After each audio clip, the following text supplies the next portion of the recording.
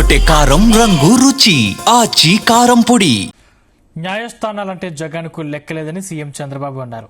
అక్రమాస్తుల కేసులో కోర్టుకు గైర్హాజరవుతున్నారని తెలిపారు.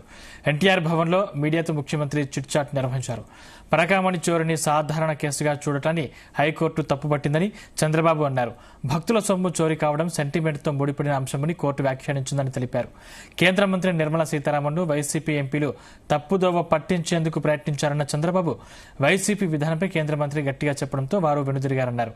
ఇక పీపీపీ అనేది ప్రపంచవ్యాప్తంగా విజయవంతమైన విధానమని చంద్రబాబు అభిప్రాయపడ్డారు. దీని ద్వారా మెడికల్ సీట్లు పెరగడంతో పాటు పేదలకు కార్పొరేట్ వైద్యం అందుతుందని సీఎం చంద్రబాబు అన్నారు.